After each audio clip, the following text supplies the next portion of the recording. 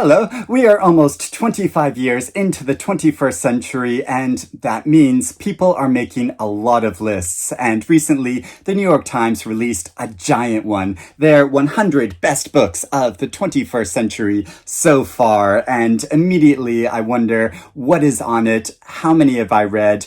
And what is not on it? So I'm going to go through and do that now and discuss the list as a whole, because they've made this very user-friendly. You can go through each book and select, I've read it, or I want to read it. Interestingly, they don't offer the choice of, I don't want to read it, because frankly, a few of these books I'm not all that keen on, or at least there are other books that I want to prioritize reading first. And they also don't offer the choice of, I don't agree, but they do invite you to create your own favorite 10 books from the past 25 years.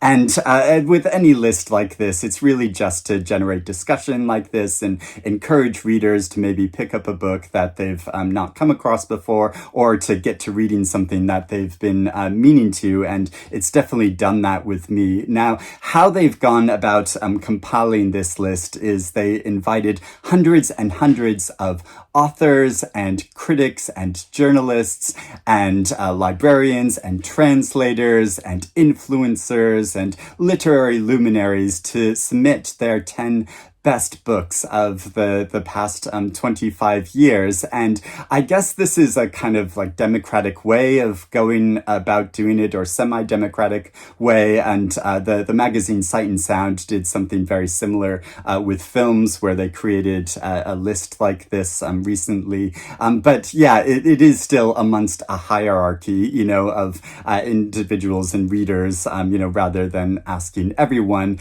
And like with any experiment like this, and compiling the average of books that are submitted by all of these many different kinds of readers, you get a lot of expected books. I wasn't surprised at all to see quite a lot of these titles on here, although there were some surprises and a few books that I've not heard of before. But it is also in some ways a quite limited list. I mean, considering how much great literature is coming out of South America and Asia and the Middle East and Africa, there's not all that much representation from these different regions. They're primarily books from America and Britain, and so that's not really surprising, because this is a US publication that's created this list, and I assume most of the people that they sent this invite to are from America or Britain. It does also feel slightly unfair that there are some authors that have multiple books on this list. There's Ferrante and Saunders and Mantel and Johnson and Ward and Monroe and Roth. And this is just kind of a coincidence, since this is just a compilation of all of these different responses. And I'm surprised some of these books didn't kind of split the vote, but I think it also does point to a kind of hierarchy that exists, that there are some authors that are, held with such high esteem, where there are other authors that are equally worthy that aren't being read as much. There are also some books that are listed separately, even though they're part of a series. So there's Mantel's Cromwell books, and there's Ferrante's Neapolitan novels. But then there are other books that are parts of series, which are listed all together. So there's Septology, which is just listed as one, and the Copenhagen trilogy, which is just all listed together. And this is more just a coincidence, I'm guessing, because of publication, that in the US, these series all came out together, but at least here in the UK, they were first published separately. But it feels slightly unfair that there are multiple spaces given to this list of only 100 books, of books books from the same series. But I guess if you tried to publish Mantel's novels all together, I mean, that would be a giant book. I mean, who could carry that on public transportation as they're going to work? Now, some of these authors, I've read books by them, but I've just not read this particular book by them. And it's also really interesting how the New York Times has been releasing the 10 books by some of the people that they've invited to submit their 10 books. So already very famously, Stephen King picked one of his own novels for his 10 books. And the author John Irving submitted his 10 books. And I was so happy to see Edmund White's A Saint from Texas on his 10 because I also really loved this book. And it didn't make it to the top 100. But yeah, I was really passionate about this book as well. Now I'm going to go through each book, but I'm not going to discuss them in much detail. I'll only add commentary if I feel like I have something interesting to say. But there are a number of these books that I absolutely loved. And if you want to know my full reviews of them, I'll put links to those in the description below. But I would also love to know how many books on this list have you read? What do you think of the list as a whole? And what would you add yourself to the list? Please let me know about that in the description below. And at the end, I'll also add a few books that I personally would like to see on this list. I'm going to go through the list from the top, and I've raced around my bookshelves and picked out copies of the books if I do have copies of them. And so I'll show them on camera, and most of these books are British editions. So at 100 is Tree of Smoke by Dennis Johnson, and I do want to read this, although shamefully I've never read anything by Dennis Johnson. How to Be Both by Ali Smith. I'm so happy to see this novel on the list. Ali Smith is a favorite author of mine, and I love this book. It is so fun and intelligent and innovative. I'm going to use that adjective for Bernie and Chris, the Bookstagrammers, because they love it when I say that. But it's such a joy to read, and it's so crazy how it moves from the far past to the recent present. And the publication of this book is very inventive as well, because in some versions of it, it starts with one half, and in other versions of it, it starts with the other half, and it's just totally random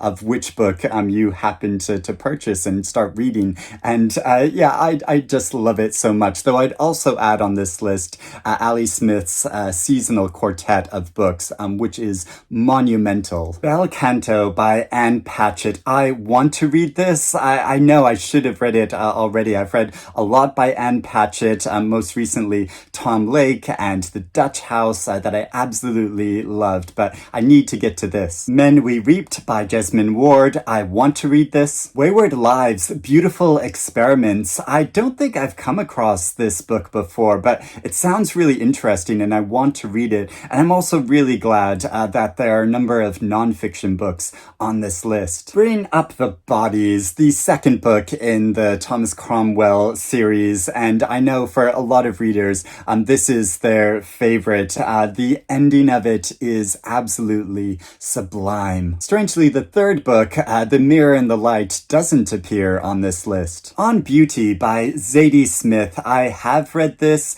I have to admit, it's not my favorite novel by Zadie Smith, though I am a big fan of her work. Station 11 by Emily St. John Mandel. I've read it. It's great. The Days of Abandonment by Elena Ferrante, translated by Anne Goldstein. I want to read this, and really shamefully, I've never read any Elena Ferrante, which will be an issue as this list goes on. The Human Stain by Philip Roth. I've not read it.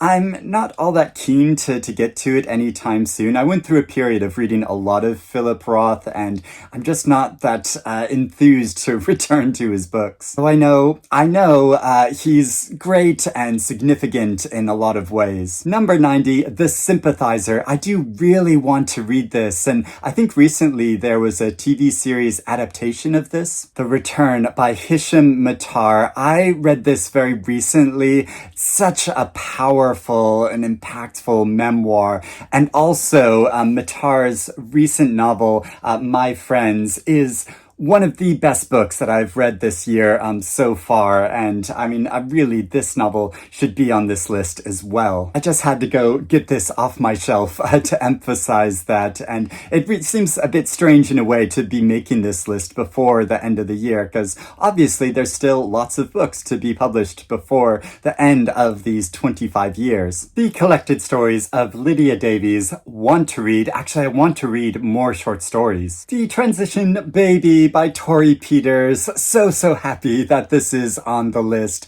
It is so smart and pleasurable to read, and really important in giving an insight into trans lives. Frederick Douglass by David W. Blight. This is a biography I want to read, and an individual that I really ought to know more about. Pastoralia by George Saunders. I want to read, but I'll talk more about Saunders in a few minutes. The Emperor of All Maladies by Siddhartha Mukherjee. This is a Pulitzer Prize winning book that I really want to read. When We Cease to Understand the World by Benjamin Labatat, translated by Adrian Nathan West. I've read it, loved it. Hurricane Season by Fernanda Melchor, translated by Sophie Hughes. So happy that this novel is on the list. It is so intense and involving. It's completely mesmerizing, and I'm glad that my blue top matches this Fitzcarraldo edition. Pulphead by John Jeremiah Sullivan. I don't think I've heard of this book of essays before, but I want to read it. Number 80, The Story of the Lost Child, the concluding volume in the Neapolitan novels, and I want to read it, but I need to get to the other novels first. It's just having the time for it. A Manual for Cleaning Women by Lucia Berlin. This I really want to read, and an author that I really need to get to. Septology by Nobel Prize winner Jan Foss, translated by Damien Searles.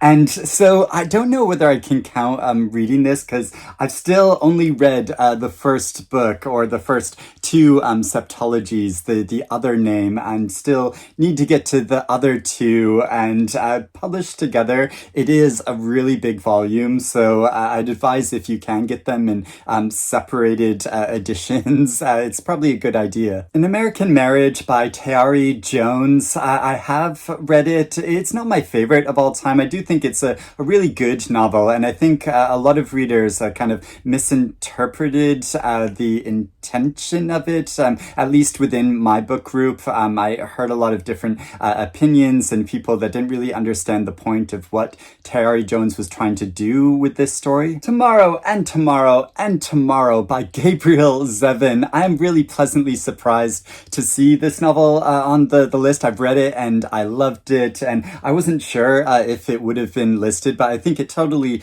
deserves to be so. Exit West by Mohsin Hamid. This novel I've read. I did really appreciate it and enjoy it in some ways, but it's one of those books that I feel like it's slightly more concept than the content of the stories of it. Like, I can't really remember any of the characters from it, but I do find the overall concept like really impactful. Olive Kitteridge by Elizabeth Strout. I feel like this is a character that you can't forget. She is so striking and original, and her voice is just like a joy to read. I would never want to meet her in real life because she's quite intimidating, but such a distinctive and strong-opinioned individual, and I just love reading about her. And I'm currently reading Elizabeth Strout's forthcoming novel, Tell Me Everything, which brings together all of the characters in the Elizabeth Strout universe in such a fascinating way. I'm 1/3 of the way through and loving it. The Passage of Power by Robert Caro. I've not read this. I want to read it, but it is the 4th volume in a biographical sequence about the life of Lyndon Johnson, which I assume is very long. So I'm not sure when I'm going to get the time to read it. Secondhand Time. I've not read this, but I do really want to read this, and I've been really meaning to read the author Alexovich in general, because I've heard heard such great things. The Copenhagen Trilogy by Tove Ditlevsen, translated by Tina Nanali and Michael Favala. Now, I don't know whether I can count reading this series of memoirs either, because I've still only read the first volume of it, Childhood, and that is partly because I found it's so heartaching that at the time I think I was slightly emotionally fragile, so I knew that her life wasn't going to improve, so I just couldn't bring myself to reading the next two volumes of it. But what I've read so far I think is absolutely brilliant. For the moment, I'm gonna count it as want to read. Number 70, All Aunt Hagar's Children by Edward P. Jones. I want to read this. New Jim Crow by Michelle Alexander. Want to read. The Friend by Sigrid Nunez. I have read it. It is good, but it wouldn't make my top 100 list. Far from the Tree by Andrew Solomon. I do really want to read this, but it's a very big non-fiction book. We the Animals by Justin Torres. A much more slender book, but an absolutely brilliant short novel, but also Justin Torres' recent prize-winning novel Blackouts is absolutely exceptional. The Plot Against America by Philip Roth. I have read it. I do think it's really great, and actually I think I probably would put it on my own personal list of top 100, although I probably wouldn't have remembered it without looking at this list. The Great Believers by Rebecca Mackay. I want to read it. I know I should have got to it. I need to read this novel. Veronica by Mary Gateskill. I do want to read, although from what I've read of Gateskill before, it's a very stylized kind of writing, which I think is really beautiful and really engaging and smart. But yeah, is the kind of sort of very rich prose that takes quite a while to read. 1004 by Ben Lerner. I want to read. Theme in Copperhead by Barbara Kingsolver. Yes, absolutely brilliant. I love this novel so much. I've talked so much about how brilliant I think this book is, and how heart-wrenching and beautiful and really vital for us to read now. And also, yes, the bluish matches my top again. Number 60, Heavy. This is a memoir that I keep hearing about and that I do really want to read. Middlesex by Jeffrey Eugenides. I do want to read this. I know it's kind of shameful that I've not got to it yet. Although whenever I think of this novel now, I just think of that Barbara Streisand movie where she and her fictional son are listening to the audiobook version of it while driving across country. Stay True. This is a memoir about friendship that came out in 2022, and I remember at the end of the year it was on a lot of best books of the year lists, and this is another encouragement that I really need to get to reading it. Nickel and Dimed. I'd not heard of this before, but it sounds really interesting and I want to read it. The Flamethrowers. I would want to read this, but what I've read by Rachel Kushner before, it hasn't motivated me to read much else by her. The Looming Tower by Lawrence Wright. I do want to read this, but it's about such a serious subject that I feel like I need to brace myself before opening it up. 10th of December by George Saunders. Now, I've read some of this. I've read some of the stories in it, but they just weren't really chiming with me and I wasn't really getting into it. But I do want to return to it because what else I've read by Saunders I've loved. So I feel like I need to give it another chance. And I also love having this edition that I bought it in the Strand bookstore many years ago. Runaway by Alice Munro. I have read it. Such powerful stories. Train Dreams by Dennis Johnson. I want to read. I want to read Johnson. Life After Life by Kate Atkinson. I want to read this. I really ought to have got around to reading because actually I've read the sequel to it, A God in Ruins, and I thought this novel was absolutely brilliant, and I keep meaning to go back to reading Life After Life. Number 50, Trust by Hernan Diaz. I read it. I loved it. Yeah, such brilliant, like constructed novel, but also what it's saying is so impactful. The Vegetarian by Han Can, translated by Deborah Smith, another brilliantly constructed novel and so intelligent in giving a very unique look on a woman's life by focusing on the points of view of a few different characters. Persepolis, somewhat shamefully, I've seen the film adaptation of this graphic novel, but I've not actually read the novel. A Mercy by Toni Morrison. I want to read this. Obviously, Morrison was a great genius. I had heard competing opinions about this novel, which is why I didn't pick it up immediately when it was published. But yeah, I do want to read it. The Goldfinch by Donna Tartt. I've read it. I loved it. I found it so mesmerizing that I read it just in, I think, 2 or 3 days, even though it is a very long novel, and it also has a special place in my heart because I was one of the first books that I wrote about on my book blog when I started my book blog many years ago. The Argonauts by Maggie Nelson. I'm so happy that this book is on the list. Yeah, it's been so influential, and it's so striking how Maggie Nelson combines so many different forms of writing in her books to tell such a powerful and moving and smart story. The Fifth Season. I've not read this. I do want to read it. I think it's not a kind of novel that I would normally pick up, but since it's on a list like this, it encourages me, a lot more to read it. And I know it was recommended by Marlon James, and that makes me want to read it a lot more. Post-War by Tony Judt. I don't think I've heard of this book before, but I do want to read it, or I would at some point. A Brief History of 7 Killings by Marlon James. I loved this novel. It's so rich and complex. I'm looking at the attempted assassination of Bob Marley from a number of different characters' points of view, and where this story goes is so surprising and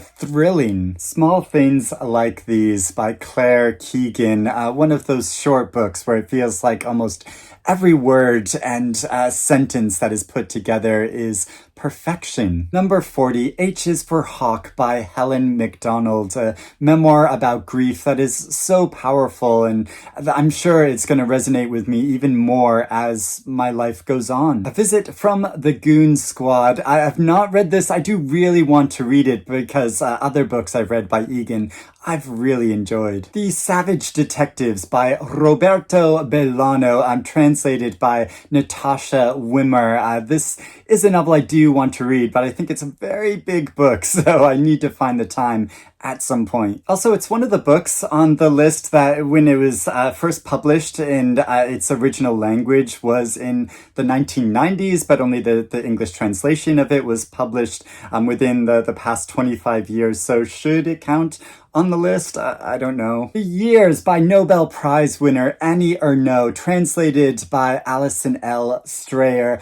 I am so thrilled that this genre-defined book is on this list, because this book, seriously, changed how I think about history and our social and collective sense of the past and our sense of ourselves as a nation. It is so clear-sighted and poetic and beautiful in how it's written, but also gives such an interesting new perspective. Between the World and Me, want to read. Fun Home by Alison Bechdel. I do want to read this, even though I've seen a stage adaptation of it already, but it kind of makes me want to get to the text even more. Citizen by Claudia Rankine. I want to read. I know I should have read it. Salvage the Bones by Jesmyn Ward. Want to read. The Line of Beauty by Alan Hollinghurst. I've read this. It is epic and excellent, and I'm so eager for Hollinghurst's new novel, which is going to be published before the end of this year. I feel so lucky. I just got a proof copy of it the other day, and I'm trying to resist not to rush to reading it. White Teeth by Zadie Smith. This novel was published in the year 2000 when I also first moved to London, and it's the book that everyone was talking about, everyone was reading, and it's been so influential, and deservedly so, because I think it is brilliant. Number 30, Seen Unburied Seen by Jesmyn Ward. Now, there were some parts of this book that I found so impactful and moving, but then there were other parts of it that didn't strike me quite so much. But Ward's writing is so lyrical and beautiful and really precise that I really do want to read more of her work. The Last Samurai by Helen DeWitt. I feel like this novel keeps appearing on so many best books lists like this that I do really want to read it. Cloud Atlas by David Mitchell, another novel that was published in my first years in London, and that was so impactful, and it was kind of a revolutionary novel, and it's great that it's celebrating an anniversary this year of its 20th anniversary, and David Mitchell is such an imaginative writer. Americana by Chimamanda Ngozi Adichie, a brilliant novel, though I would be hard-pressed to pick between this and her novel Half a Yellow Sun to put on a list like this. Atonement by Ian McEwan. I've read it. I think this is a really great novel. McEwan's other recent fiction, and recent being the last 25 years, I haven't found as good, but yeah, this is great. Random Family by Adrienne Nicole LeBlanc. I don't think I've come across this book before, so I want to read it. The Overstory by Richard Powers. I've read it. I do think it's a great book, although there are some sections which didn't work as well for me as others. Personally, I think his other novel, Bewilderment, is more concise and impactful in what it says, but what a great writer. Hate Ship, Friendship, Courtship, Love Ship, did I get all the ships? And Marriage by Alice Munro. I've not read this collection of short stories, but yeah, I do want to read more by Munro. Behind the Beautiful Forevers. I don't think I've heard of this book before, but I want to read it. Evicted by Matthew Desmond, another new to me book that I do want to read. Number 20, Erasure by Percival Everett. I've not read this book, but I have seen the film adaptation of American fiction, which is excellent. I do want to read it. I want to read more of Percival Everett, and his new novel, James, is another one of my favorite books of this year so far. I think it's brilliant and really deserves to be on a list like this if they're going to be authors who have multiple books. Say Nothing by Patrick Radden Keefe. I've not read this. I do want to read it because he is such an excellent writer, such an important journalist. His book Empire of Pain I have read and I do think is brilliant. Lincoln in the Bardo by George Saunders. Now this novel I loved. I'm so happy this is on this list. Would definitely be on my list as well. Such an incredible storytelling, so moving and impactful. The way it looks at history is so innovative. It's brilliant. The Sellout by Paul Beatty. I've read it. I really enjoyed and appreciated parts of it, but it's not my favorite. The Amazing Adventures of Cavalier and Clay. This is one of those novels that I keep meaning to read. Pachinko by Min Jin Lee. Another novel that I keep meaning to read and I want to read. Outline by Rachel Cusk. Another one of these novels that I appreciated more than I enjoyed. It did really change how I think fiction can approach character, and I think it's been so influential in that way. But other things I've read by Rachel Cusk I've not enjoyed. The Road by Cormac McCarthy. Totally agree this should be on the list. I've read it. It's so involving and has an absolutely terrifying scene, one of the most horrifying that I've read in literature, or tense that I've read in literature, but is also so incredibly moving. The Year of Magical Thinking, another devastating memoir looking at grief, and is so precise and inventive in how it does that.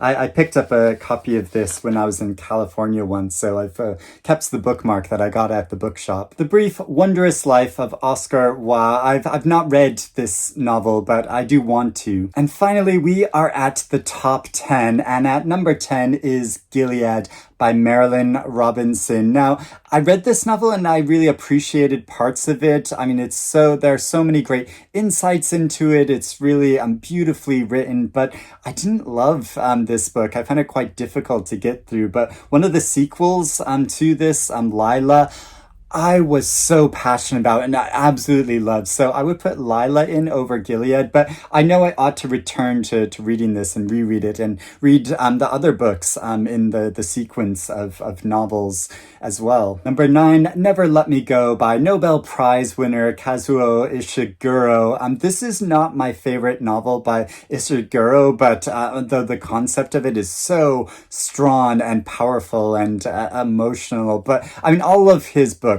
are excellent, but yeah, there are other books by him that I much prefer, like The Unconsoled, which was published last century, so wouldn't count for this, but other more recent books by him I've found more striking personally. Number 8, Austerlitz by W.G. Sebald, translated by Anthea Bell, and I've not read this. I know I really ought to. I've been told it's his masterpiece, and what else I've read by Sebald I loved, because how he wrote was so inventive and genre-defying and intelligent and so insightful. Number 7, The Underground Railroad by Colson Whitehead. Yes, I loved this novel. Absolutely would be in my top 100 as well. 2666, another novel by Roberto Bolaño, and one that I do want to read. Number 5, The Corrections by Jonathan Franzen.